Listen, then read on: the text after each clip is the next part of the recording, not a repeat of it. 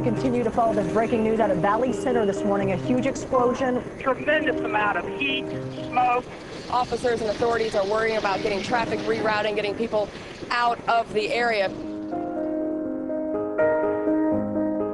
On July 17, 2007, at about 9 a.m., an explosion in a flammable solvent storage tank at the Barton Solvents facility rocked the town of Valley Center, Kansas, about 15 miles north of Wichita. This is no longer a safe area. They're requesting us to evacuate.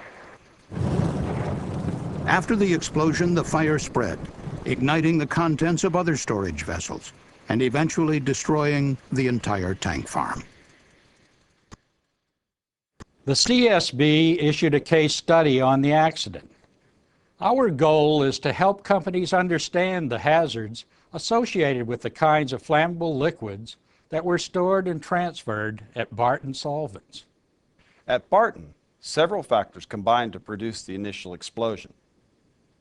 Our investigation shows the need for companies to take extra precautions when handling what are known as non-conductive flammable liquids, which tend to accumulate static electricity.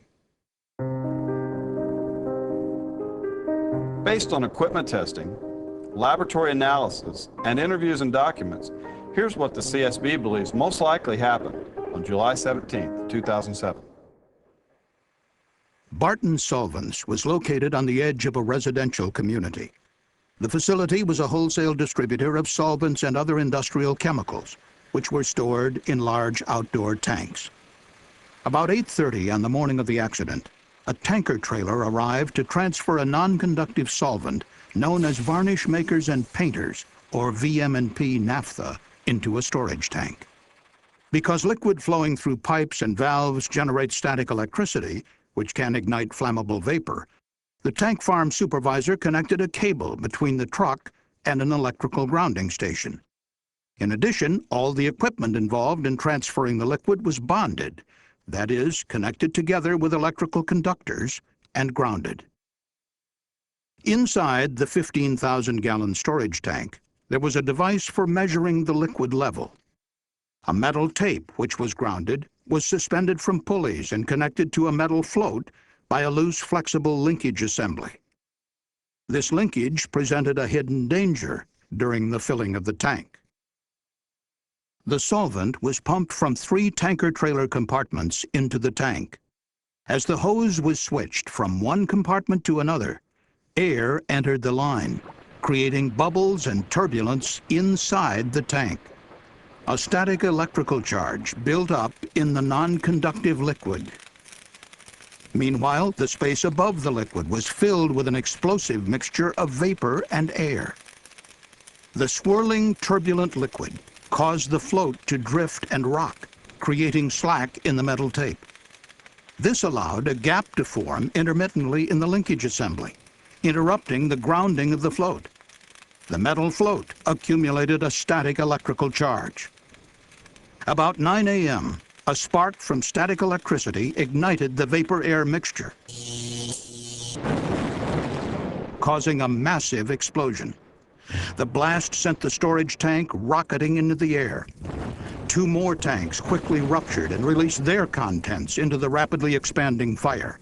As the fire raged inside the tank farm, other tanks burst and ignited, launching heavy steel tank lids 10 to 12 feet in diameter into the air. 20,000 gallons of flammable liquid were released into the spill containment area. Valves, pipes, and other heavy steel objects were hurled off-site and into the adjoining community. One tank lid struck a mobile home about 300 feet away. A pressure valve hit a neighboring business 400 feet away. 6,000 residents were evacuated. 11 residents and 1 firefighter required medical treatment.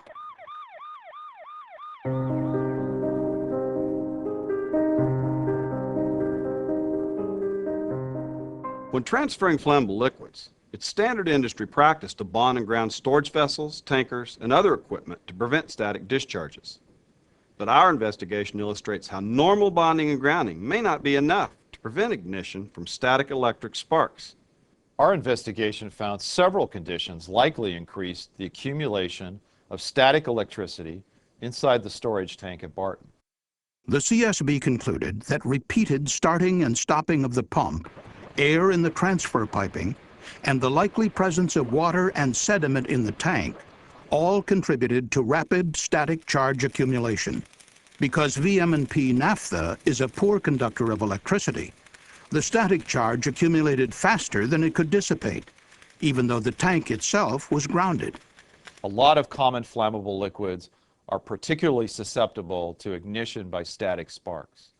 At normal temperatures inside a storage tank, they can produce the optimal amount of vapor to fuel an explosion. That's not so with gasoline, which is highly volatile and usually produces a vapor-air mixture that is too rich to ignite inside storage tanks.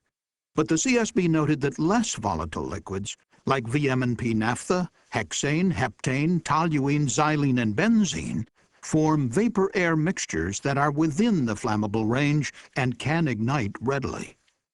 Because most material safety data sheets do not communicate all the hazards of non-conductive flammable liquids, the CSB recommends companies take additional safety measures when handling these materials. The CSB said companies should consider purging storage tanks with an inert gas to remove oxygen, adding anti-static agents to non-conductive liquids, pumping liquids more slowly, and contacting manufacturers for additional safety information that may not be found on MSDSs. And the CSB case study also urges special precautions for tank-level floats that have a loose linkage assembly like the one at Barton. Companies should replace or modify these floats so that they remain properly bonded and grounded at all times. The CSB cautioned that while the most likely cause of the Barton explosion was sparking across the float linkage, explosions can occur in tanks without floats when there is a static discharge from the liquid itself. Companies should consult the CSB case study and its references for additional information. The CSB determined that the material safety data sheet for the solvent involved in the explosion did not adequately describe the explosive hazard or the precautions necessary to prevent ignition from static electricity. Material safety data sheets, or MSDSs, are required under federal OSHA regulations to warn workers about the potential hazards from chemicals. The MSDS for the naphtha supplied to Barton indicated the solvent could accumulate a static charge, which could spark and ignite vapor. But the MSDS did not warn that the naphtha could form a highly flammable vapor-air mixture inside a storage tank.